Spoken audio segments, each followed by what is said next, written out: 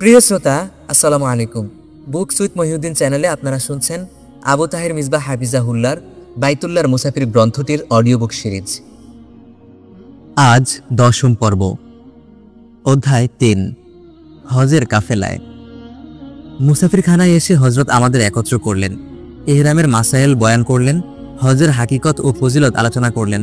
মনে হলো হজরত যেন পেয়ারা নবী সাল্লাল্লাহু আলাইহি ওয়াসাল্লাম এর সুন্নাত আদায় করলেন। বিদায় হজে রওনা হওয়ার সময় নবী সাল্লাল্লাহু আলাইহি ওয়াসাল্লাম সাহাবা কেরামকে হজ সম্পর্কে হিদায়াত দান করেছিলেন। নিজের জন্য এটি বড় সৌভাগ্যের বিষয় মনে হলো যে জীবনের প্রথম হজের সফর মদিনা শরীফ থেকে শুরু হচ্ছে। নবীজির বিদায় হজের সফর তো মদিনা থেকেই হয়েছিল। এতটুকু সাদৃশ্যের বরকতে হয়তো অধম বান্দার টুটা ফাটা হজ আল্লাহ তাআলা কবুল করে নেবেন। তার রহমত তো তালাশ করে শুধু বাহানা, আর এটা তো খুব সুন্দর একটা বাহানা। মদিনার পথে যারা হজের সফর করেন তাদের মিকাত হলো জুলহুলাইফা। মদিনা থেকে এর দূরত্ব 7 থেকে 8 মাইল। আল্লাহর পেয়ারা হাবিব সাল্লাল্লাহু আলাইহি ওয়াসাল্লাম সাহাবা কেরামকে নিয়ে বিদায় হজের ইহরাম জুলহুলাইফা থেকেই করেছিলেন। আমরা বাস টার্মিনালের উদ্দেশ্যে মুসাফিরখানা থেকে বের হলাম। সৌদি আরবের সরকারি পরিবহন সংস্থা সাবকো এর বাস টার্মিনাল শহর থেকে বাইরে। আমার ইচ্ছা ছিল হযরতের পেছনে বসবো, কিন্তু সম্ভব হলো না, অন্য গাড়িতে বসতে হলো। তবে এই ফাঁকে একটা অভিজ্ঞতা অর্জন করা হয়ে গেল। অনেক ভাবনা চিন্তার পর এই অভিজ্ঞতার সঙ্গে কোনো বিশেষণ যোগ করা থেকে বিরত থাকলাম। কারণ যদি বলি তিক্ত অভিজ্ঞতা, তাহলে পূর্ণ সত্য বলা যায় না। কেননা এই অভিজ্ঞতার সম্মুখীন হয়ে আমি আমার হৃদয়ের গভীরে একটা স্নিগ্ধতা অর্জন করেছিলাম। যদি বলি মধুর অভিজ্ঞতা, তাহলেও অর্ধ সত্য বলা হয়। কারণ এই অভিজ্ঞতা আমার হৃদয়ের আবরণে ক্ষত সৃষ্টি করেছিল এবং প্রচুর রক্তক্ষরণ হয়েছিল। তুমি যদি জানতে চাও সেই অভিজ্ঞতার কথা, আমি বলবো না, কারণ তাতে আমি অনেক ছোট হয়ে যাব। তবে সেদিন যে শিক্ষা অর্জন করেছিলাম তা তোমাকে বলতে পারি। সেটা এই, কেউ যদি কোনো মিনতি করে আমি তা রক্ষা করব। যদি না পারি কোনোভাবে তার মিনতি তার হাতে তুলে দেব, কিন্তু তার মনে ব্যথা দেব না। এমনকি বিব্রত হওয়ার মতো কোনো কথাও তাকে বলবো না। স্থলন অবশ্যই ঘটে, তবু সেই ঘটনা স্মরণ করে এই শিক্ষা এখনো আমি পালন করে যাওয়ার চেষ্টা করি। গাড়ির চাকা চলতে শুরু করলো এবং আমার অন্তর দুলতে শুরু করলো। কদিন আগে এই আলোক নগরীতে আগমন করেছিলাম অন্তরে আনন্দের শিহরণ নিয়ে। আজ এখান থেকে আমাদের নির্গমন হতে চলেছে বিচ্ছেদ বেদনার দহন দিয়ে। হে আল্লাহ, আগমন ও নির্গমন দুটোই যেন হয় কল্যাণময়। জীবনের যে সোনালী দিনগুলো তুমি সোনার মদিনায় অতিবাহিত করার তৌফিক দিলে, তোমার দরবারে তা যেন কবুল হয়। হে আল্লাহ, আমার মাঝে বন্দিগি ছিল, দুর্গন্ধ ছিল, এসব নিয়েই হে আল্লাহ মদিনায় আমার আগমন ঘটেছিল। তোমার কাছে হে আল্লাহ সেদিন প্রার্থনা করেছিলাম, আমার সমস্ত অপবিত্রতা ও দুর্গন্ধ থেকে মদিনাকে তুমি পাক সাফ করে রাখো এবং মদিনার পবিত্রতা দ্বারা আমাকে পবিত্র এবং মদিনার সুবাস দ্বারা সুবাসিত করো। হে আল্লাহ, তোমার প্রতি সুধারণা, আমার দোয়া তুমি কবুল করেছো এবং মদিনার পবিত্রতায় পবিত্র এবং মদিনার সুবাসে সুবাসিত হয়ে আজ আমি মদিনা হতে বিদায় গ্রহণ করছি। দেখতে দেখতে জুলহুলাইফায় মিকাত এসে গেল। এখন এটি বীরে আলী নামে পরিচিত।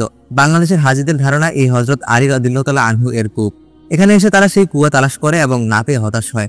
প্রথম কথা, এখানে এক সময় যে কুয়াটি ছিল এখন তার অস্তিত্ব নেই। কালের করালে গ্রাসে অনেক কিছু হারিয়ে যায়, সময়ের স্রোতে অনেক কিছু ভেসে যায়। মদিনা শরীফে পূর্ব যুগের অনেক কুয়া এখন নেই। নেই অনেক প্রসিদ্ধ খেজুর বাগানের অস্তিত্ব। 13 শতকের বিখ্যাত কিতাব আকবারুল ওয়াফা এর বাতায় মদিনার যে চিত্র পাওয়া যায়, যে চিহ্ন ও চিহ্নের উল্লেখ দেওয়া যায়, তার কিছুই এখন আর অবশিষ্ট নেই। সে নুরানি যুগের সাক্ষী হয়ে অটল অবিচল আছে শুধু পাহাড় পর্বতগুলো। তাও বা সময়ের থাবা থেকে রক্ষা পেল না কোথাও। প্রয়োজনে অপ্রয়োজনে এখানেও সমানে চলেছে পাহাড় কর্তন। তো বলছিলাম, বীরে আলীর কোনো অস্তিত্ব এখন আর নেই। দ্বিতীয়ত যা ছিল সেটি হযরত আলী রাদিয়াল্লাহু তাআলা আনহু এর কুয়া নয়, বরং অনেক পরের যুগে আলী নামের অন্য কোনো ব্যক্তির কুয়া। মদিনায় একটি কুয়া অবশ্য এখনো আছে পরিত্যক্ত অবস্থায়, যার পানি আমাদের প্যারা নবী সাল্লাল্লাহু আলাইহি ওয়াসাল্লাম পান করেছিলেন। সেই কুয়া আমরা দেখেছি। কুয়াটি দেখে আমার মনে হয়েছে যদি যত্ন করা হতো তাহলে সেই কুয়ার পানি এখনো পাওয়া সম্ভব হতো। উম্মত যেখানে নবীর সুন্নতি ছেড়ে দেয়, সেখানে নবীর স্মৃতি ধরে রাখার প্রেরণা আসবে কোত্থেকে? একসময় এখানে জুলহুলাইফায় এমনকি হযরত হাফিজি হুজুরের প্রথম হজের সময়ও হাজিদের ইহরাম গ্রহণের কোনো সুব্যবস্থা ছিল না। পানির ইন্তজাম ছিল নামমাত্র। গোসল করার কথা কল্পনা করা সম্ভব ছিল না। ছোট ও জীর্ণ একটা মসজিদ ছিল শুধু। তাই তখন অনেকে মদিনা শরীফ থেকে গোসল করে ইহরাম বেঁধে নিত, আবার অনেকে ইহরামের লেবাস পরত মদিনায়, কিন্তু ইহরাম ধারণ করত এখানে জুলহুলাইফায়। গোসল করা অবশ্য ফরজ বা ওয়াজিব নয়, মুস্তাহাব। গোসলের সমস্যা হলে শুধু ওযু করাই যথেষ্ট। আর ইহরামের লিবাস পরা দ্বারাই মানুষ মুহরিম হয়ে যায় না। ইহরাম শুরু হয় 2 রাকাত নামাজের পর ইহরামের নিয়তে তালবিয়া পড়া দ্বারা। এই বিষয়টি মনে রাখা খুবই জরুরি। ইহরাম যদি শুদ্ধ না হয় তাহলে তো পুরো হজই বাতিল, সবকিছুই বেকার। বহু হাজির কথা শুনেছি এবং নিজের চোখে কিছু দেখেছি। ইহরাম সম্পর্কে ন্যূনতম জ্ঞান নেই, অথচ দিব্যি আলহজ হয়ে দেশে ফিরে আসছেন। সারা জীবনে একবার মাত্র ফরজ ইসলামের এই মহা গুরুত্বপূর্ণ রুকনটি সম্পর্কে আমাদের এমন অবহেলা ও অজ্ঞতা সত্যি মর্মান্তিক। যার উপর হজ ফরজ করা হয়েছে তার প্রথম কর্তব্য হলো একজন অভিজ্ঞ আলিমের নিকট হজের গুরুত্বপূর্ণ মাসাইল জেনে নেওয়া, তারপর হজের আহকাম সম্পর্কে নির্ভরযোগ্য কোনো কিতাবের সঙ্গে রাখা, যাতে প্রয়োজনে তা থেকে সাহায্য নেওয়া যায়। সবচেয়ে ভালো হয় 20-25 জনের একটা কাফেলায় একজন আলিমকে সঙ্গে নিয়ে যাওয়া, যিনি হজের শুরু থেকে শেষ পর্যন্ত সকল বিষয়ে সফর সঙ্গীদের সাহায্য করতে পারেন। এ কথাগুলো এখানে বিশেষভাবে বলার কারণ জুলহুলাফায় দেখা একটা ঘটনা। ইহরাম গ্রহণ করে সকল যাত্রী যখন বাসে ফিরে এসেছেন তখন জানা গেল ভারতের সম্ভবত রাজস্থানের এক হাজি সাহেব শুধু ইহরামের লিবাস পরে চলে এসেছেন। না অজু, না গোসল, না নামাজ, না ইহরামের নিয়ত, আর না তালবিয়া। এমনকি তালবিয়া কি বস্তু সেটাই জানা নেই বেচারার। আরো আশ্চর্যের বিষয়, হাজি সাহেবের যারা সফর সঙ্গী তারা কেউ খেয়াল করেননি। আমাদের সফর সঙ্গী মাওলানা হাবিবুল্লাহ মেজবা হাজি বেচারার সঙ্গে আলাপ করে বিষয়টি জানতে পেরেছেন। পরে গাড়ি চালককে অনেক করে বুঝিয়ে গাড়ি ফেরানো হয় এবং হাজি সাহেবকে যথা নিয়মে ইহরাম করানো হয়। মাওলানা হাবিবুল্লাহ মেজবা এখন দুনিয়ায় নেই, আল্লাহ তাকে বেলা হিসেবে জান্নাত নসিব করুন। হজের শুরু থেকে শেষ পর্যন্ত দেখেছি পরিচিত অপরিচিত বাংলাদেশি অন্য দেশি হাজিদের হজের খোঁজ খবর নিতেন। আল্লাহর রহমতে বহু হজের হজ তার উসিলায় সহিহ শুদ্ধ হয়েছে। আমার বিশ্বাস অনেক হজের সওয়াব তার আমলনামায় সেবার জমা হয়েছিল। যে সকল আলিমকে আল্লাহ হজের তৌফিক দান করেন, আমি মনে করি এটা তাদের নৈতিক দায়িত্ব। ফিরে আসি আমাদের নিজেদের কথায়, নিজেদের চিন্তায়। জুলহুলাইফায় সমস্ত ব্যবস্থা এখন অত্যন্ত উন্নত মানের। ওজুখানা, গোসলখানা এবং ইস্তেঞ্জাখানা যেমন আরামদায়ক তেমনই পর্যাপ্ত এবং মহিলা ও পুরুষদের সম্পূর্ণ আলাদা ব্যবস্থা। এমনকি সুগন্ধি সাবানও রয়েছে গোসলখানায়। স্বাস্থ্যগত দিক থেকে লক্ষ্য করে হযরত হাফিজি হুজুরকে গোসলের পরিবর্তে শুধু ওযু করার পরামর্শ দেওয়া হলো। হযরত মনক্ষুণ্ণ হয়ে বললেন, এই জুলহুলাইফায় নবী সাল্লাল্লাহু আলাইহি ওয়াসাল্লাম গোসল করে ইহরাম গ্রহণ করেছেন, আর আমি অধম উম্মতি এত আরামের ইন্তেজামে থাকা সত্ত্বেও তার অনুসরণ করব না?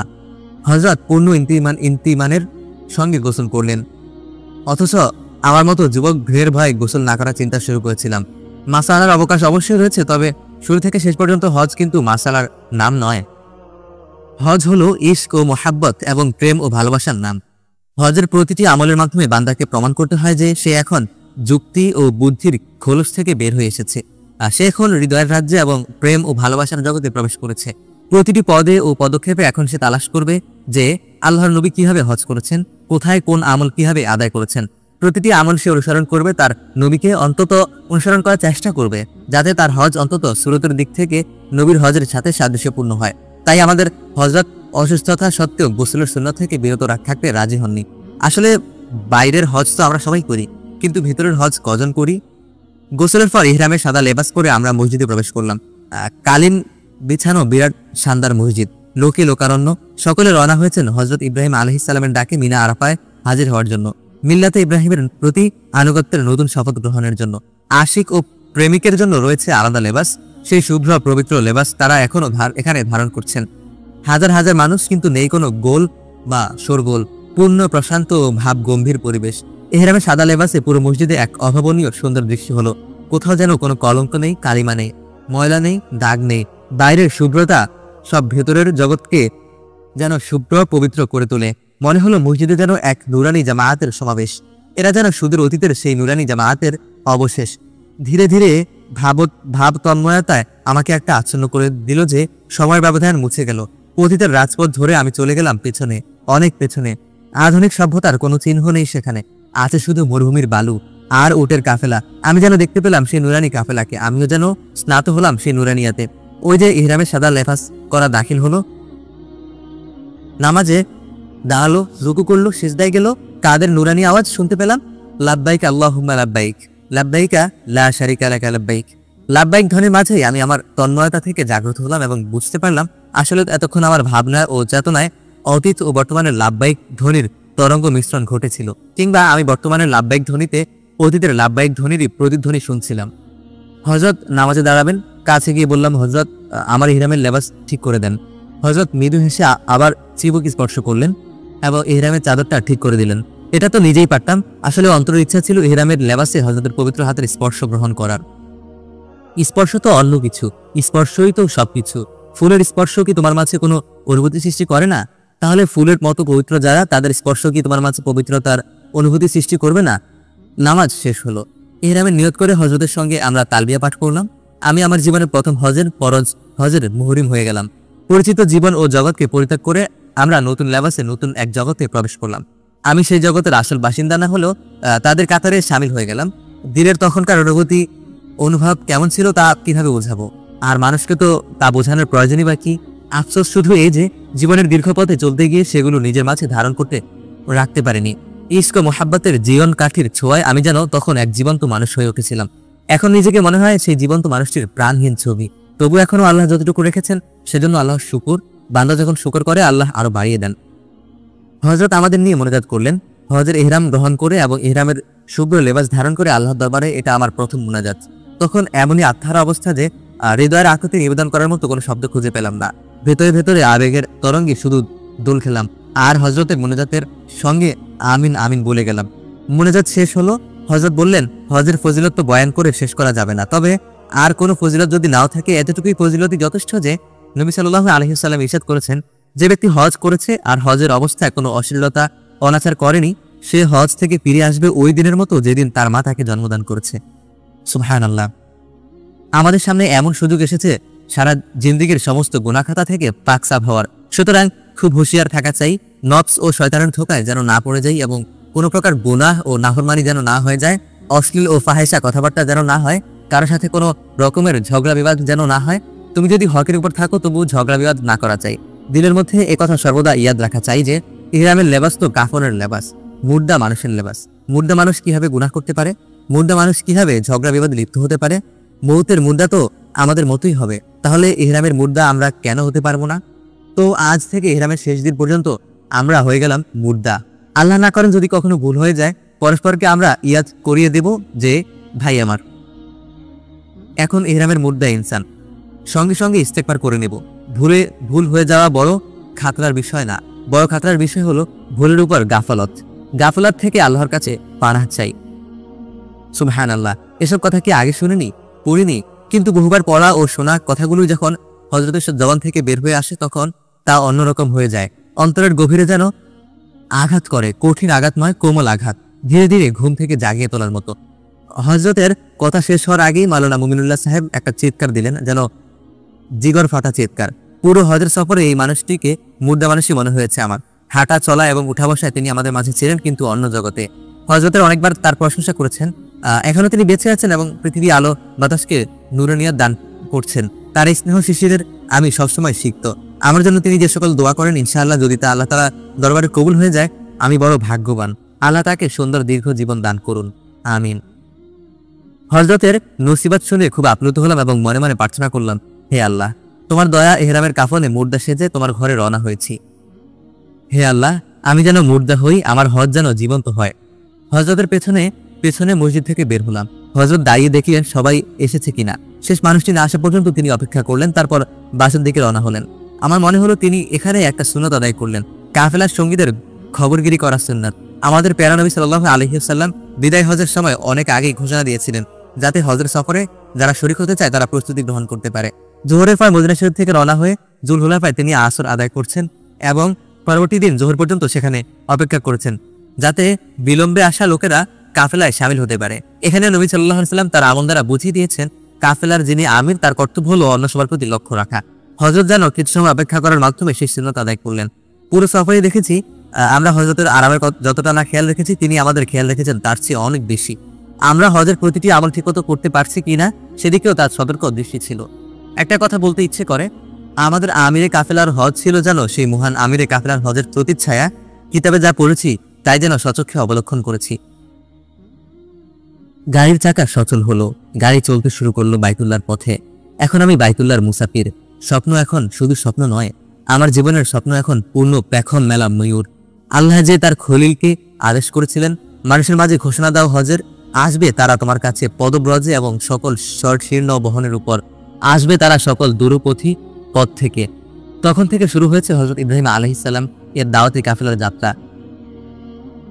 আমি এখন সেই কাফেলার লাব্বাইক বলা মুসাফির। তোমার শুকর হে আল্লাহ, তোমার শুকর।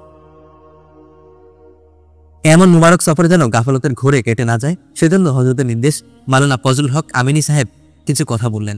অধিকাংশ যাত্রী উর্দুভাষী, তাই তিনি উর্দুতে বললেন। তার আশ্চর্য সুন্দর ও সাফ সুতরা উর্দু শুনে হঠাৎ করেই মনে পড়ে গেল আমার প্রিয় ওস্তাদ মাওলানা আব্দুল হাই বরিশালী সাহেবের কথা। তিনি আমিনী সাহেবের সহপাঠী। তিনিও খুবসুরত উর্দু বলতেন। মানুষের মনে বড় অদ্ভুত, কাউকে যখন মনে পড়ে না সব রকম উপলক্ষ থাকা সত্ত্বেও মনে পড়ে না, যখন মনে পড়ে ক্ষীণতম উপলক্ষেও মনে পড়ে যায়। খুব আফসোস হলো, রমাদানের সফরে হুজুরের সাথে দেখা করেছিলাম, এবার দেখা করে আসা হয়নি, অথচ তিনি আমার মুহসিন উস্তাদ। আরবি ভাষায় প্রতি আমার দিলে যে মোহাব্বত তারই সোহবতের বরকত। এজন্য এসব আরবি শিখি কিতাবটা আমি হুজুরের নামে উৎসর্গ করেছি। খুব অনুশোচনা হলো যে এমন মুহসিন উস্তাদের কথা ভুলে গেলাম, তখন আর কি করতে পারি। হুজুরের জন্য দিল ভরে দোয়া করলাম, হযরতের কাছেও দোয়া চাইলাম, আল্লাহ যেন তাকে বাইতুল্লাহর মকবুল সফর নসিব করেন। আমিনী সাহেবের প্রতিও মনে মনে কৃতজ্ঞ হলাম, তার ওসিলায় অন্তত এখন তো মনে পড়লো। লালবাগ মাদ্রাসার তারা দুজন যখন দাওরাতুল হাদিস পড়েন, আমি তখন ইবতেদা আওয়ালের এক নাদান ছাত্র। সেই দৃশ্যটা এখনো মনে পড়ে। একটা ভুল কাজ করতে দেখে বরিশালী হুজুর আমাকে দেখে কাছে ডাকলেন এবং বলেছিলেন, আপনিও ছাত্র, আমিও ছাত্র, আমার কোনো ভুল দেখলে আপনি আমাকে সতর্ক করবেন, আপনার কোনো ভুল দেখলে আমি আপনাকে সতর্ক করব। কি প্রজ্ঞা, কি স্নেহ মমতা! এমনই ছিলেন সে যুগের ছাত্র। পরে তো তিনি আমার উস্তাদ হলেন এবং বড় মুহসিন উস্তাদ। তার হক আদায়ের ক্ষেত্রে সবসময় আমার ত্রুটি হয়েছে, এবারও হলো, আল্লাহ মাফ করুন। হয়তো প্রসঙ্গ থেকে কিছুটা বিচ্যুতি ঘটলো, কিন্তু মানুষের বুকে যে দিল, তারও তো কিছু দাবি থাকে। অনেক সময় প্রসঙ্গ থেকে বিচ্যুত হয়েও সে দাবি পুরা করতে হয়। পাহাড়ের কোল ঘেঁষে পথ এগিয়ে গেছে।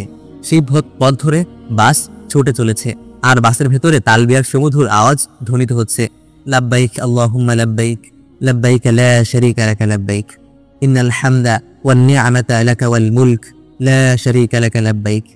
আমি হাজির, হে আল্লাহ আমি হাজির, তোমার কোনো শরীক নেই, আমি হাজির, সকল প্রশংসা তোমারই, সকল নিয়ামত তোমারই, এবং তোমারই জন্য সকল রাজত্ব, তোমার নেই কোনো শরীক। তালবের মাঝে ইশক ও মুহাব্বতের কি স্বাদ ও লজ্জত আল্লাহ রেখেছেন তা তো জানেন শুধু আল্লাহর আশিক ও প্রেমিক বান্দাগণ। আমাদের মতো মুর্দা দিলেও তালবিয়া যখন ভাবের এমন তরঙ্গ সৃষ্টি করে, তখন তাদের দিলের অবস্থা কি হয়, কি হতে পারে? হযরতের দিলের ভিতরে তাকাবার কোনো জানালা যদি থাকতো, বাইরে এমন শান্ত সবাহিত রূপ, ভেতরেও কি তাই? নাকি দিলের দরিয়ায় উঠেছে মৌজের পর মৌজ? লাব্বাইক আল্লাহুম্মা লাব্বাইক, লাব্বাইক লা শারীকা লাকা লাব্বাইক। ইহরামের লেবাস এবং তালবিয়া তো অন্য কিছু নয়, মেজবানের পক্ষ থেকে মেহমানের ইকরাম। তোমার শুকর, হে আল্লাহ তোমার শুকর। আয়নার মতো ঝকঝকে মসৃণ সড়কে বোঝা যায় না, গাড়ি চলছে না, থেমে আছে। মরুভূমির উপযোগী উপমা নয়, তবু মনে হলো নদীর শান্ত পানির উপর দিয়ে তরতর করে যেন ভেসে চলেছে। এ যুগের সফর কত আরামের, আর সে যুগের সফর ছিল কত কষ্টের। তবু কেন আমাদের মাঝে এত অভাব শুকরের? ৬-৭ ঘন্টা ইনশাআল্লাহ আমরা পৌঁছে যাব মক্কা শরীফে, অথচ খুব বেশি দূরে অতীতের কথা নয়। আমাদের হযরত বলেছেন তার জীবনের প্রথম হজের কথা, তখন উটের কাফেলা ছিল, বাসের সফরও ছিল, কিন্তু বর্তমানে আরামদায়ক বাসের সাথে তার কোনো তুলনাই চলে না। যখন মরুভূমির লু হাওয়া চলতো, হযরতের ভাষায় বাসের ভেতরে সবাই যেন ভুনা হয়ে যেত, ২-১জন মারাও যেত, এবং মরুভূমিতেই তাদের দাফনের ব্যবস্থা করে কাফেলা আগে রওনা হয়ে যেত। পাকা রাস্তা বলতে কিছুই ছিল না, ২ দিনের বেশি লেগে যেত বাসের সফরে, আর উটের সফর ছিল ৯-১০ দিনের। আমার সৌভাগ্য, এবার কোনো না চেষ্টা না করেই হযরতের পাশে বসার সুযোগ পেয়েছিলাম। আমি আরজ করলাম, হযরত আমার একটা আবদার আছে। কিভাবে আল্লাহ আমার উপর এত দয়া করেছেন, জীবনের প্রথম হজের সফর, তার উপর আপনার সোহবতের নিয়ামত, কিভাবে আল্লাহ শুকর আদায় করব? হযরত আপনি আমাকে এখন নবী সাল্লাল্লাহু আলাইহি ওয়াসাল্লামের বিদায় হজের সফরের ঘটনা শোনাবেন, মদিনা থেকে রওনা হয়ে মদিনায় ফিরে আসা পর্যন্ত পুরো ঘটনা। ধারণা ছিল হযরত হয়তো এখন কথা বলা পছন্দ করবেন না, হয়তো এখন তিনি নিজের মাঝে বিভোর থাকাই পছন্দ করবেন, কিন্তু না, তিনি বড় খুশি হয়ে বললেন, চলো তোমার উসিলায় একটা বরকতপূর্ণ মুজাকারা হোক, তাতে হয়তো আমাদের সফরও কিছুটা জানদার হবে।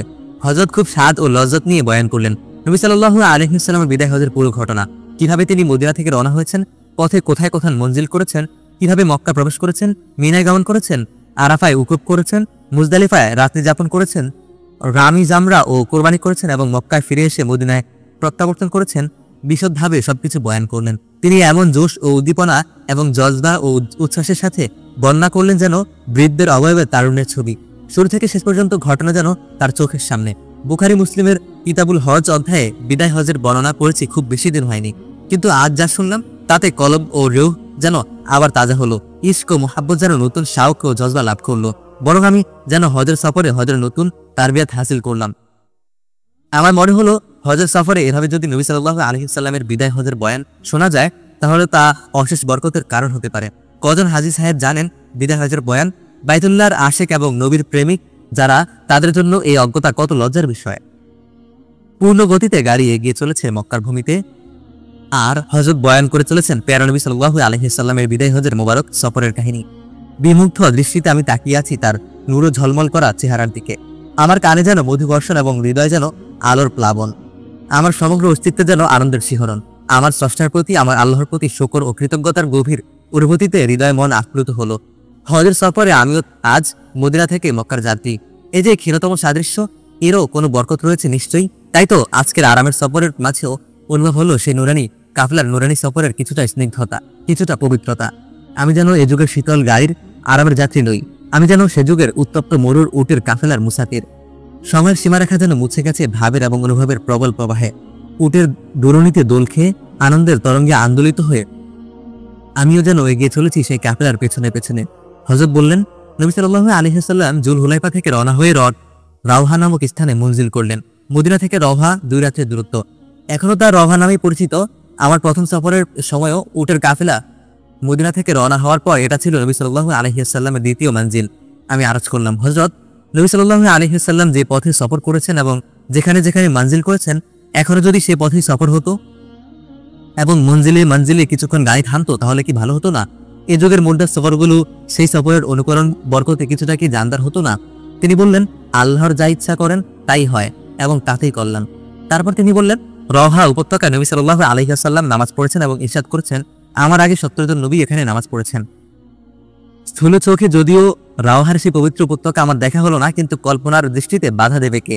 কল্পনার চোখে তো আমি দেখতে পেলাম সেই উপত্যকায় সে নুরানি কাফেলার মঞ্জিল এবং আমার হৃদয় মন আপ্লুত হলো অভূতপূর্ব এক অনুভবে। হযরত বললেন, নবী সাল্লাল্লাহু আলাইহি ওয়াসাল্লাম এর তৃতীয় মঞ্জিল ছিল আল আসায়া। মদিনা থেকে এর দূরত্ব 77 মাইল। চতুর্থ মঞ্জিল ছিল আল আরজ এবং এর দূরত্ব 90 মাইলের কিছু বেশি। হযরত বললেন, প্রত্যেক মঞ্জিলে অবতরণের পর নবী সাল্লাল্লাহু আলাইহি ওয়াসাল্লাম কাফেলার সকলের খোঁজ খবর নিতেন এবং বিভিন্ন কাজ সকলের মাঝে বন্টন করে দিতেন। তিনি নিজেও সাহাবা কেরামের সঙ্গে কাজে শরীক হতেন। এটা ছিল তার সারা জীবনের আদত শরীফ। হযরত বললেন, নবী সাল্লাল্লাহু আলাইহি ওয়াসাল্লাম এর পঞ্চম মঞ্জিল ছিল আবওয়া। যতদিন ওটের সফর ছিল ততদিন আবওয়া ছিল হজরের কাফেলায় জন্য গুরুত্বপূর্ণ একটা মঞ্জিল। এবারও আমি কল্পনার চোখে দেখতে পেলাম আবওয়ার উপত্যকা এবং সে নুরানি কাফেলার রাতের মঞ্জিল। আমি দেখতে পেলাম আকাশে তারাদের ঝিলিমিলি আর মরুপ্রান্তরে শত শত মশালের আলোকসজ্জা। আকাশ ও পৃথিবী সেখানে যেন একসাথে আলোকিত হয়েছিল। আমাদের নবী শৈশবে মা আমেনার সঙ্গে মদিনায় এসেছিলেন। মদিনা থেকে মক্কায় ফেরার পথে আবওয়ার বালভূমিতেই মা আমেনা মৃত্যুবরণ করেছিলেন। এখানে এই বালভূমিতেই তার কবর হয়েছিল। পরে এক সফরে আবওয়ার বালভূমি অতিক্রমকালে পেয়ারা নবী মা আমেনার কবর জিয়ারত করেছিলেন। তার চোখের পানিতে সিক্ত হয়েছিল মায়ের কবর। বিদায় হজের সফরেও হয়তো নবী সাল্লাল্লাহু আলাইহি ওয়াসাল্লাম মা আমেনার কবর জিয়ারত করেছিলেন। কিতাবের বর্ণনায় যদিও তার উল্লেখ নেই।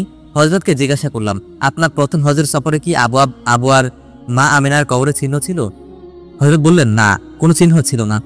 হযরত বললেন, হাফিজ ইবনুল কাইয়িম রাহিমাহুল্লাহ এর বর্ণনা মতে নবী সাল্লাল্লাহু আলাইহি ওয়াসাল্লাম এর ষষ্ঠ মঞ্জিল ছিল ওয়াদি উসপান, আর বুখারীর বর্ণনা মতে মাররুজ জাহরান।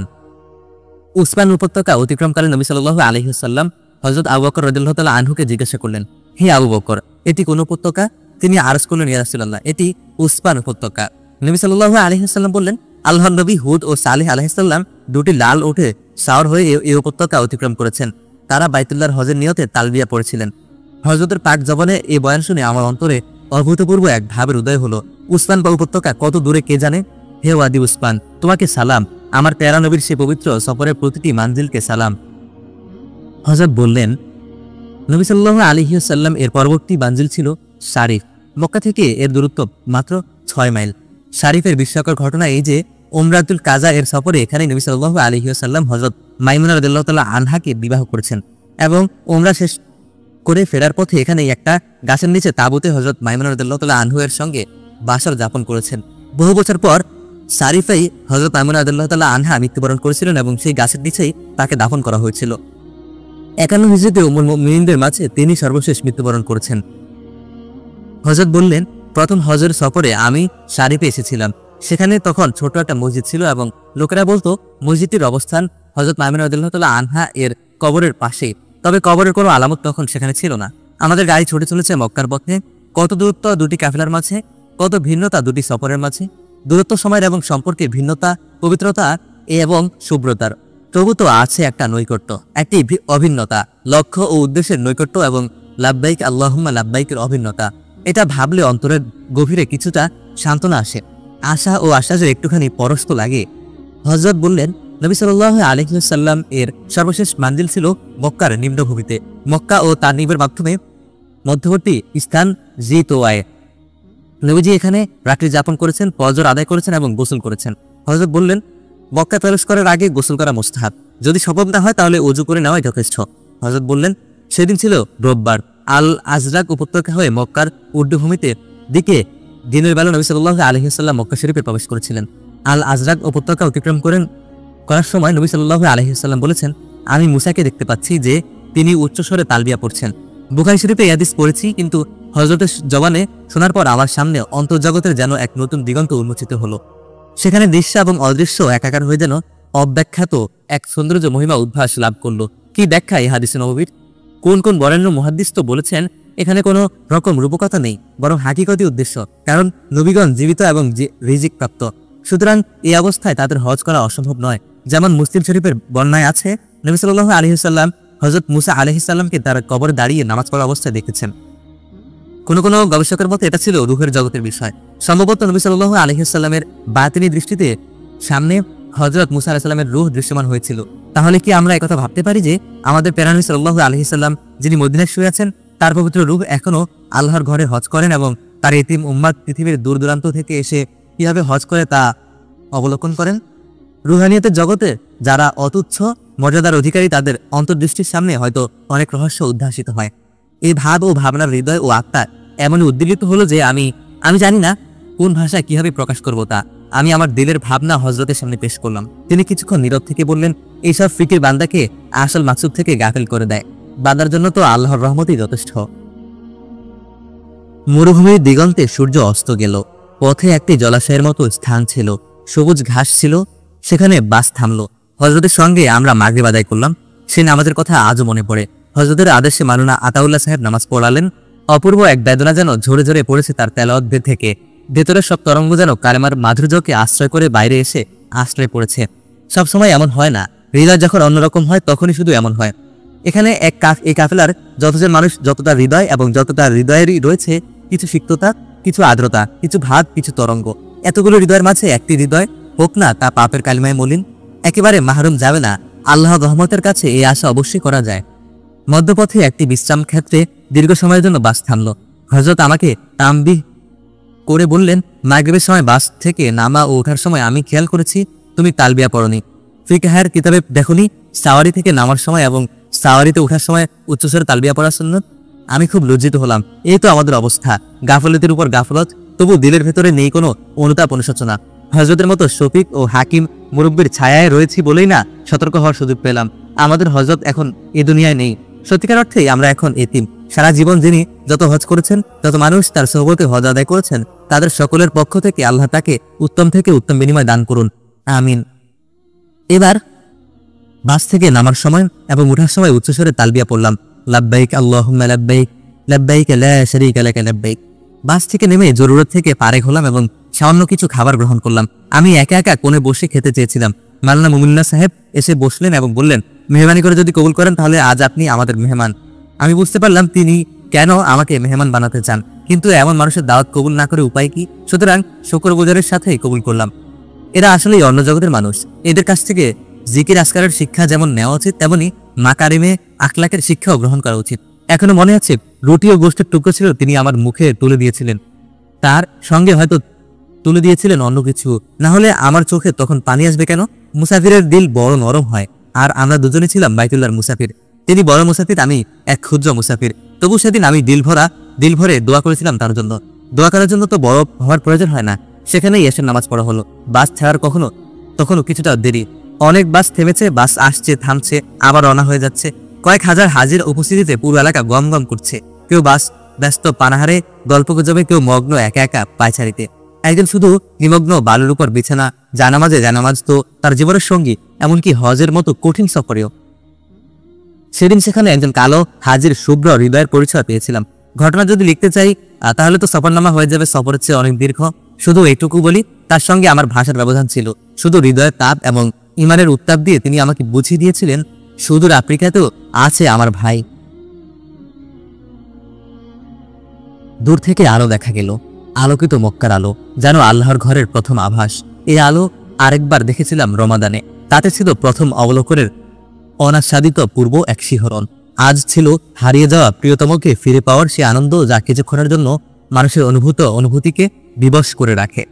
শহরের আলোকে এবং আলোর শহরকে নিষ্পলক দৃষ্টিতে শুধু দেখতেই থাকলাম। কখন যে দু চোখ থেকে অশ্রুর ধরা নেমে এসেছে বুঝতেই পারিনি। আমার অবস্থা তো ছিল কাফেলার আর সবার থেকে ভিন্ন। আমি তো নিজের নির্বুদ্ধিতায় এবং এই সব পবিত্র শহরের আলো হারিয়ে ফেলেছিলাম। আমার আল্লাহ দয়া করে আবার সেই হারানো আলো দেখার তৌফিক দান করেছেন। তোমার শুকর হে আল্লাহ, তোমার শুকর।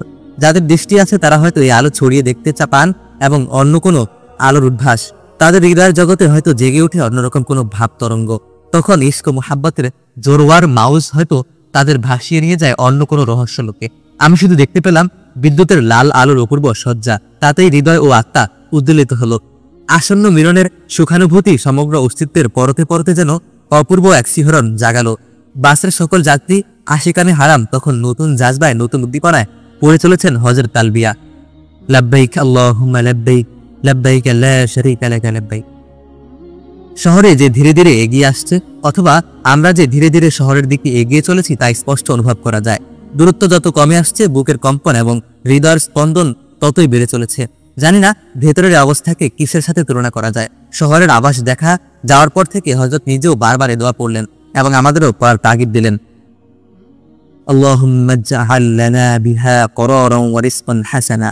হে আল্লাহ, এই শহরে আমাদের সুস্থিতি দান করুন এবং হালাল রিজিক দান করুন। শহরের ভেতরে জনাকীর্ণ রাস্তায় বাস ধীরে ধীরে চলছে। একসময় দেখতে পেলাম হারামের আলোকিত মিনার। সে মিনার যা দুদিন আগে শোকার্ত হৃদয় ফিরে ফিরে অশ্রু ঝাপসা চোখে দেখেছিলাম এবং একসময় যা দৃষ্টি থেকে হারিয়ে গিয়েছিল আমার কান্নার সাগরে ভাসিয়ে, সেই মিনার আজ আবার দেখতে পেলাম উদ্বেলিত হৃদয়ে, আনন্দ ঝলমল চোখে। বাস থামলো হারামকে বেষ্টনকারী গোল সড়ক বা রিংস রোড দিয়ে। এবার আমাদের চোখের সামনে আলোকিত হারাম। কয়েক মুহূর্ত যেন স্বপ্নের ঘোরে কেটে গেল।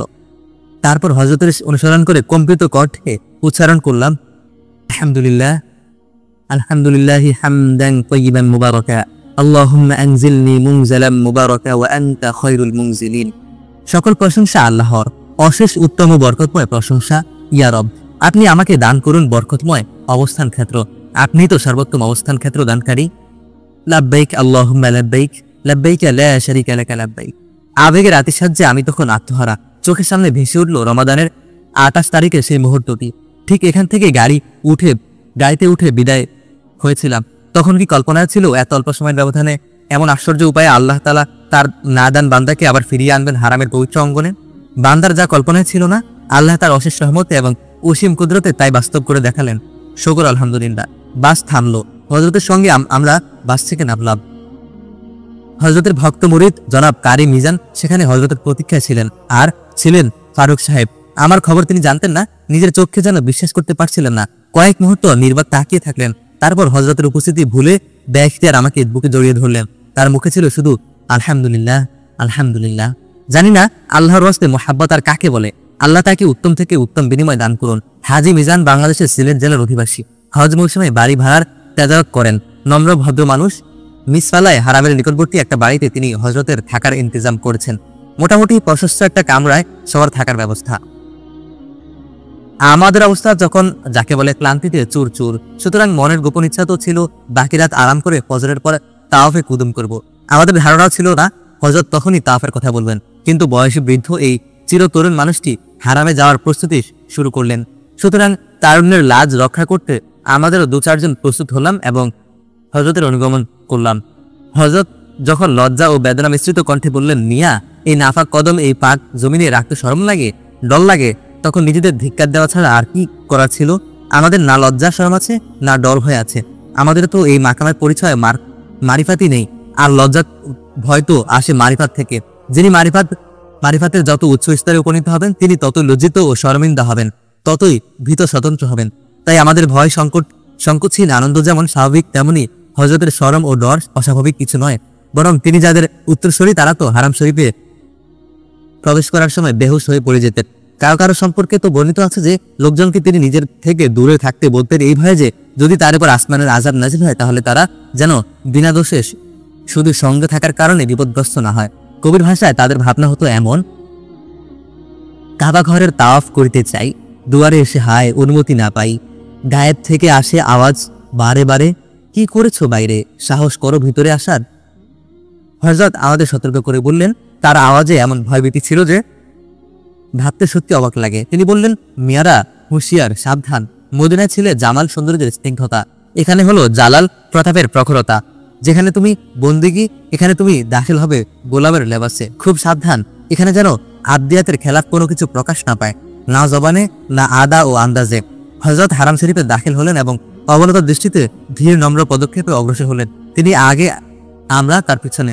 আমার বুক দুরু দুরু করছে, কেমন যেন একটা জয়সলা অবস্থা, লজ্জা শরমে ভয়ে ভীতিতে। রমাদানে তো এই অবস্থাটা ছিল না, তখন তো ছিল আনন্দের শিহরণ এবং আবেগের উদ্দীপনা। হে আল্লাহ, কত ভুল পথে চলেছি এ দুটো পা দিয়ে, এখন কোন সাহসে এগিয়ে যাব তোমার ঘরের দিকে। কত গুনাহ করেছে এই চোখ দুটো, কোন মুখে তাকাবো তোমার ঘরের দিকে, কিভাবে অবলোকন করব কালো গিলাপের সৌন্দর্য, তোমার রহমত। হে আল্লাহ, তোমার রহমত শুধু ভরসা। যেখান থেকে বাইতুল্লাহ দেখা যায় সেখানে এসে হযরত দাঁড়ালেন, ধীরে ধীরে অবনত দৃষ্টি উত্তোলন করে তাকালেন। হযরতকে অনুসরণ করে আমরাও তাকালাম এবং দেখতে পেলাম কালো গিলাফে ঢাকা চির সুন্দর সেই বাইতুল্লাহ। ভক্তির মোহাব্বতে আদ্রুত কণ্ঠে হযরতের সঙ্গে আমরা উচ্চারণ করলাম, আল্লাহুম্মা জিদ হাযাল বাইতা তাশরীফান ওয়া তাকরীমান ওয়া মাহাবা ওয়াজিদ মান শাররাফাহু ওয়া কাররামাহু মিম্মান হাজ্জাহু আও ই'তামারা তাশরীফান ওয়া তাকরীমান ওয়া তা'যীমান ওয়া বিররা। আল্লাহুম্মা আনতাস সালামু ওয়া মিনকাস সালামু হাইয়ানা রব্বানা বিসসালাম। হে আল্লাহ, তুমি এই ঘরের মর্যাদা ও মহিমা এবং মহান সম্মান ও সমীহ বৃদ্ধি করে দাও। যারা হজ করে, উমরা করে এবং এই ঘরকে তাজিম ও সম্মান করে তাদেরও ইজ্জত, সম্মান, মর্যাদা, সওয়াব বাড়িয়ে দাও। হে আল্লাহ, তুমি তো সালাম, শান্তি তো তোমারই পক্ষ থেকে বর্ষিত। সুতরাং হে আমাদের রব, আমাদেরকে সুখে শান্তিতে জীবিত রাখুন। কাবা শরীফ দেখার সময় এই দোয়া পড়া সুন্নত। আল্লাহর ঘরের ইজ্জত ও মর্যাদা তো আমার তোমার দোয়ার মুহতাজ নয়, এ তো শুধু বান্দাকে নতুন কিছু দান করার বাহানা। এ সময় দোয়া কবুল হওয়ার খোঁজ খবরই এসেছে সহিহ হাদিসে। আমি প্রাণ হয়ে দোয়া করলাম ঘরের মালিকের দরবারে, দোয়ার সঙ্গে কবুলিয়তের আশাও হলো অন্তরে।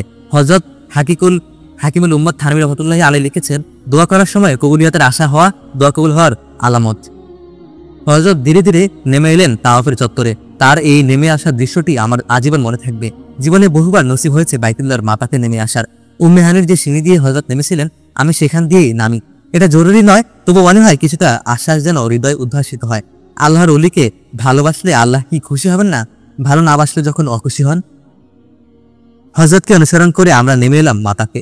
পুরো মাতার তখন তরঙ্গময় একজন সমুদ্র। বাইতুল্লাহর কাছে গিয়ে হাজরে আসওয়াদ চুমু দিয়ে তাওয়াফ শুরু করার কল্পনা করাও সম্ভব নয়। হযরত তাই হাজরে আসওয়াদের বরাবর হয়ে সেদিকে মুখ করে তাকালেন।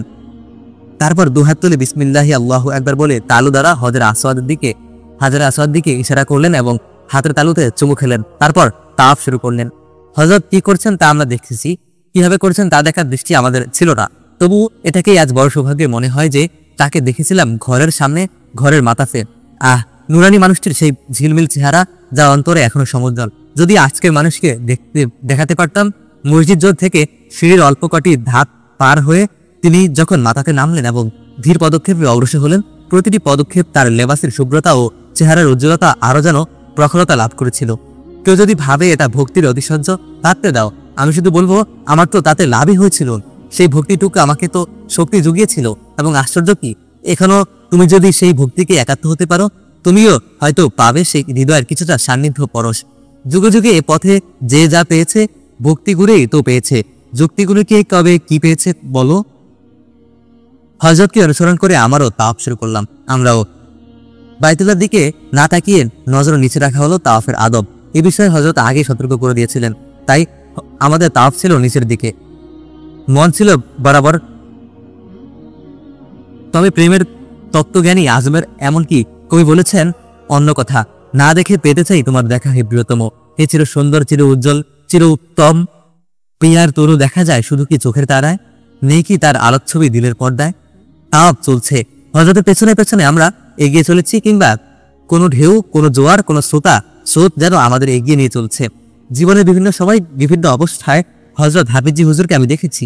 নামাজে ও তেলাওয়াতে যেমন দেখেছি তেমনি দেখেছি দর্সে হাদিসের মসনদে এবং মুরিদানের সামনে মসজিদের মিম্বরে, তেমনি দেখেছি দর্সে হাদিসের মসনদে এবং মুরিদানের সামনে মসজিদের মিম্বরে, তেমনি দেখেছি লক্ষ মানুষের উত্তাল জনসভায়। সর্বত্রই তিনি ছিলেন আপন বৈশিষ্ট্যের ভাস্বর, তার তুলনা ছিলেন শুধু তিনি। আজ তাকে দেখলাম আল্লাহর ঘরে তাওয়াফের হালতে। তার তাওয়াফ দেখেছিলাম, কারণ সেই তাওয়াফ থেকে আমাকে শিখতে হবে নিজের তাওয়াফ। কিতাবের পাতা থেকে অবশ্য আমরা জেনেছি কেমন ছিল সাহাবা কেরামের তাওয়াফ, তাবেইন, তাবেইন এবং পরবর্তীতে তাওয়াফ। কিন্তু নামাজ হলো তাওয়াফ বলো দিনের কোনো আমল শুধু পড়ে শেখার বিষয় নয়, দেখেও শেখার বিষয়। সাহাবা কেরাম শিখেছেন আল্লাহর নবীকে দেখে, তাবেইন শিখেছেন সাহাবা কেরামকে দেখে, তাবেইন শিখেছেন তাবেইনকে দেখে, এভাবে প্রত্যেক পরবর্তী শিখেছেন পূর্ববর্তীদেরকে দেখে। আমাদের সামনে এখন আছেন আল্লাহর এই এক নেক বান্দা। তাই আমি মদিনা শরীফ থেকে শুরু করে হজের শেষ পর্যন্ত তার প্রতিটি বিষয় দেখার, শেখার এবং অনুসরণ করার চেষ্টা করছি। এটা অবশ্য ঠিক যে দৃষ্টি যেমন দেখাতো তেমনই হবে, যোগ্যতা যেমন শেখাতো সেভাবেই হবে, সর্বোপরি সাধ্য যেমন অনুসরণ তো সেই পরিমাণই হবে। তবু আমি চেষ্টা করেছি দেখার, শেখার এবং অনুসরণ করার। আল্লাহর ঘরে তাওয়াফে দেখা হযরত হাফিজি হুজুর ছিলেন সম্পূর্ণ ভিন্ন এক মানুষ। তার হৃদয় এবং আত্মার ব্যাকুলতা এবং তার কলব ও রুহের অস্থিরতা, এগুলো তো ভেতরের বিষয়, তা বোঝার সাধ্য আমাদের কোথায়? বাইরে থেকে যতটুকু দেখেছি তাতে মনে হয়েছে তিনি আল্লাহর আশিক বান্দা ও প্রেমিক দাস। ইশক ও আদিয়াতের এবং প্রেম ও দাসত্ব, এই দুয়ের অপূর্ব এক মিলন ঘটেছে তার মাঝে। হাসান বসরি তাওয়াফ কেমন ছিল? জিলানী ও জুনায়েদ বাগদাদির তাওয়াফ কেমন ছিল?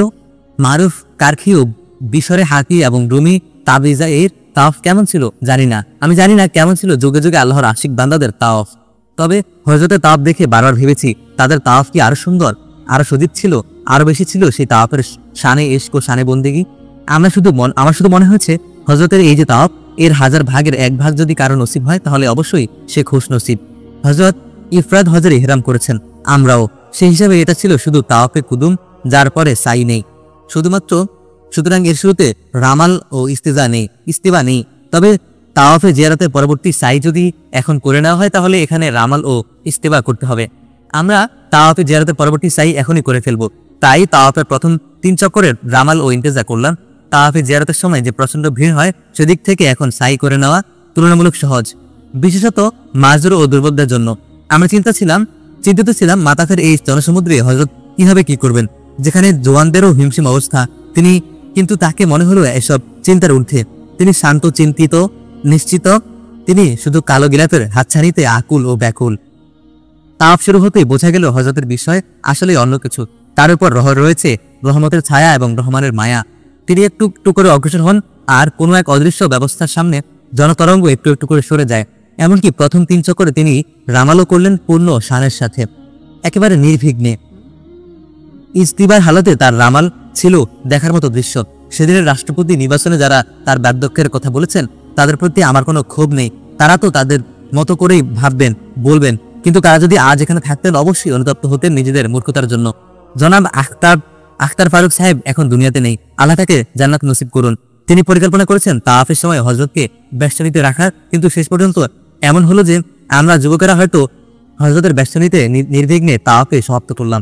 এই সময় যতবার হযরতের সঙ্গে তাওয়াফ করেছি ততবার আমরা এই অভিনব অভিজ্ঞতার সম্মুখীন হয়েছি। আর প্রতিদিন তিনি তাওয়াফও করেছেন অন্যদের চেয়ে অনেক বেশি। হযরত পাহাড়পুরি হুজুর জীবনের প্রথম বাইতুল্লাহ সফর করেছেন হযরত হাফিজি হুজুরের সঙ্গে। তখন একদিন হযরত নাকি আমার হুজুরকে জিজ্ঞাসা করছিলেন, আজ কয় তাওয়াফ হয়েছে? হুজুর ভেবেছিলেন উত্তর শুনে হযরত খুশি হবেন, কিন্তু তিনি বললেন, মিয়া তোমরা তো জওয়ান মানুষ, আরো বেশি তাওয়াফ করতে পারো না? হযরত বলেন, আমি কৌতূহল হয়ে জিজ্ঞাসা করলাম, হযরত আজ কয়টি তাওয়াফ করেছেন? তিনি কিছুক্ষণ নীরব থেকে আফসোসের সাথে বললেন, এখন তো বুড়া হয়ে গেছি, আগের মতো আর করতে পারি না, আজ মাত্র 15 তাওয়াফ করেছি। এটা আসলে শুনে বোঝার বিষয় নয়, দেখে অনুভব করার বিষয়। পুরো সফরে হযরতের যে অবস্থা দেখেছি, আল্লাহর গায়েবী মদত ছাড়া এর অন্য কোনো ব্যাখ্যা আমি অন্তরে খুঁজে পাইনি। শুধু বুঝেছি যা কিছু তিনি করেছেন আত্মার শক্তিতে করেছেন, দেহের শক্তিতে নয়। রুহানিয়াতের শক্তি যখন সাহায্য করে, জিসমানিয়াতের শক্তি তখন গৌণ হয়ে যায়। গায়েবের সঙ্গে যখন বন্ধন স্থাপিত হয় তখন মানুষ অন্য মানুষ হয়ে যায়। পুরো হজের সফরে হযরতকে আমার মনে হয়েছে তেমনি অন্য এক মানুষ, যিনি সবসময় আমাদের মাঝে ছিলেন কিন্তু সবসময় আমাদের ঊর্ধ্বে ছিলেন। তাই তার কাছ থেকে আমরা কিছু নিতে পারিনি, বরং দিতে পেরেছি শুধু কষ্ট, কখনো শরীরে, কখনো মনে, কখনো দেহে, কখনো আত্মায়। তাওয়াফের 7 চক্কর শেষ হলো। ভাবছি হযরতের এখন অগ্রসর হবেন মাকামে ইব্রাহিমের দুরাকাতের জন্য, কিন্তু না, তার ব্যাকুল দৃষ্টিতে হাজরে আসওয়াদ ও মুলতাজামের দিকে। দৃষ্টির ব্যাকুলতার অর্থ হয়তো বুঝতে পারছি। আমাদের মতো প্রেমহীন হৃদয়ে তো আছে কিছু ব্যাকুলতা হাজরে আসওয়াদের চুম্বন করার, আমাদের উত্তাপহীন বুকেও তো আছে কিছু তৃষ্ণা মুলতাজামের স্পর্শ লাভ করার। কিন্তু মজবুর অবস্থায় দূর থেকে শুধু দেখা ছাড়া উপায় কি? আশিক ও প্রেমিকদের ভাষায় যার নাম দৃষ্টি চুম্বন এবং দৃষ্টির স্পর্শ, এটাও তো সৌভাগ্যের বিষয়। দূর থেকে তৃষ্ণার্ত দৃষ্টিতে হযরত হয়তো এখন সেই সৌভাগ্যের অর্জন করেছেন। কিন্তু না, আমাদেরকে অবাক করে দিয়ে তিনি বললেন, হাজরে আসওয়াদ না হোক অন্তত মুলতাজায় পৌঁছার চেষ্টা করি, আল্লাহর বান্দাদের কষ্ট না দিয়ে যদি সম্ভব হয়। অবাক হওয়ার পরে একসঙ্গে আমরা সবাক হলাম। হযরত যে সঙ্গীন অবস্থা তাতে তিনি শান্ত কণ্ঠে বললেন, কোশিশ তো করতে পারি, বান্দার সাহস দেখে আল্লাহর যদি দয়া হয়ে যায়। একজন বৃদ্ধের সামনে একজন যুবকের এরপর আর কিছু বলার থাকে না। বিসমিল্লাহি তাওয়াক্কালতু আলাল্লাহি বলে তিনি অগ্রসর হলেন। আমরা তাকে অনুসরণ করলাম। তিনি আমাদের উদ্দেশ্যে বললেন, আল্লাহুম্মা ওয়াকিয়াতাও কাওয়াকিয়াতিল ওয়ালিদ, এই দোয়াটি পড়ো আর আগে বাড়ো, তবে দেখো আল্লাহর কোনো বান্দার যেন কষ্ট না হয়। কোরআন কারণ মুসলমানকে কষ্ট দেওয়া হারাম। আজ থেকে 25 বছর আগে বাইতুল্লাহর মাথাতে মুলতাজামের পথে হযরত এই দোয়াটি শিখেছিলেন। আল্লাহর রহমতে আমি এর উপর আমল করছি, আর আল্লাহ আমাকে সাহায্য করছেন এবং রক্ষা করছেন। এই রক্ষা কবচ মৃত্যুর সময় শয়তানের হামলা থেকেও যেন রক্ষা হয়, তখনও যেন আল্লাহ সাহায্য করেন। যারা আমিন বলবে তাদেরও আমিন ইয়া রাব্বাল আলামিন। হযরত অগ্রসর হলেন এবং আল্লাহ তাকে মদত করলেন। সামনের যেই দেখে এই নুরানি সুরতের মানুষটিকে সেই সসম্ভ্রমে পথ করে দেয়। এভাবে কাউকে কোনো কষ্ট না দিয়ে সত্যি সত্যি তিনি মুলতাজামের কাছে পৌঁছে গেলেন, আর আমরা তার পেছনে থেকে আমরাও নির্বিঘ্নে পৌঁছে গেলাম। পেছনে থাকার লাভ জীবনের সর্বক্ষেত্রে, কিন্তু আমরা এগিয়ে যেতে চাই এবং পিছিয়ে পড়ি কিংবা পথ হারিয়ে ফেলি। প্রিয় বন্ধু, তোমাকে আমি দেখেছি কিংবা দেখিনি, তবে আমাদের মাঝে তো রয়েছে ইলমের এবং ইমানের বন্ধন। তোমাকে আমি ভালোবাসি এবং তোমার কল্যাণ কামনা করি। একজন কল্যাণকারী বন্ধুর কাছ থেকে এই সন্দেশটুকু তুমি গ্রহণ করো। জীবনের বন্ধুর পথে আলোকিত কোনো মানুষের পেছনে পথ চলার চেষ্টা করো। আরেকটা কথা, চাঁদের দাগ দেখে ভুলে যেও না চাঁদের সৌন্দর্য, তবুও কখনো ভুল করো না অগ্নি কবলিত মানুষকে আলোকিত মানুষ বলে। হযরত কিছুক্ষণ নীরবে দাঁড়িয়ে থাকলেন এবং সতৃষ্ণ নয়নে মুলতাজামের পানে তাকিয়ে থাকলেন। সামনে আল্লাহর যে বান্দা মুলতাজামে বুক লাগিয়ে রেখেছিলেন, তিনি হয়তো তৃপ্ত হলেন, কিংবা অন্য বান্দাকে সুযোগ দিয়ে আল্লাহর সন্তুষ্টি অর্জনের এবং অতৃপ্তির মাঝে আরো গভীর তৃপ্তি লাভের চেষ্টা করলেন। তিনি বললেন, তাআলা ইয়া শাইখ। তিনি সরে আসার হযরত সুযোগ পেলেন এবং দুহাত উপরে তুলে মুলতাজামে বুক লাগিয়ে দিলেন। আমি তার পেটের সাথে বুক লাগিয়ে রাখলাম এবং মনে হলো মুলতাজামের শীতলতা আমাকে স্পর্শ করলো। অনুভব যদি করা যায় তাহলে এক স্পর্শ থেকে অন্য স্পর্শের শীতলতা অবশ্যই লাভ করা যায় এবং স্পর্শ পরম্পরায় পরম স্পর্শের সান্নিধ্যে উপনীত হওয়া যায়। মুলতাজামে বুক লাগিয়ে আমরা কি শুধু মুলতাজামের স্পর্শ লাভ করি? এখানে কি নেই অতীতের এবং দূরতীতের স্পর্শ? হে আল্লাহ, তোমার আশিক বান্দার বুক লেগে আছে তোমার মুলতাজামে, আর তোমার অধম বান্দার বুক লেগে আছে তার পিঠের সঙ্গে। হে আল্লাহ, শরীর থেকে শরীর তো বিদ্যুৎ প্রবাহিত হয়, তাহলে আমার বুকেও কি আসবে না তোমার মুলতাজাম থেকে তোমার রহমতের কিছু প্রবাহ? হে আল্লাহ, তোমার প্যারা বান্দা তোমার কাছে কি চাইছেন আমি জানি না, আমার শুধু মিনতি তার সমস্ত চাওয়া থেকে আমারও যেন কিছু হয় পাওয়া। হযরত দুনিয়া থেকে বিদায় নিয়েছেন 20 বছরের বেশি হলো। যখনই আমি হযরতের কবর জিয়ারত করি, কবরের বুক বরাবর দাঁড়াই, মুলতাজামের সেই দৃশ্য আমার সামনে ভেসে ওঠে এবং এর পরেরটুকু বুকের ভেতরেই থাক। কিছু কথা বুকের ভেতরে থেকে যাওয়াই ভালো। ধীরে ধীরে হযরতে মুলতাজাম থেকে সরে এলেন, এমনভাবে যেন তার পেছনে যে আছে সে জায়গা পেয়ে যাবে। পেছনে ছিলাম আমি, কিন্তু আল্লাহর অন্য বান্দা পিপাসা হয়তো ছিল আরো বেশি, কিংবা আল্লাহর ডাক তিনি হয়তো শুনেছেন আরো বেশি। তিনি সুযোগ পেলেন, আমি পেলাম না। তবে আফসোস হলো না, কারণ তিনি যে দেশের, সেই গোত্রের, যে বর্ণের এবং যে ভাষারই হন না কেন, তিনি আমার ভাই। তার প্রাপ্তি তো আমারই প্রাপ্তি। তাই বিনা আফসোসে শুধু গীতার নজরে একবার তার দিকে তাকিয়ে পেছনে সরে এলাম এবং তাওয়াফের তরঙ্গ প্রবাহে ভাসতে ভাসতে মাকামে ইব্রাহিমী থেকে কিছুটা দূরে এসে থামলাম। হযরত দুরাকাত আদায় করে সংক্ষিপ্ত মোনাজাত করলেন। আমরাও কোনো রকম তাকে অনুসরণ করে গেলাম।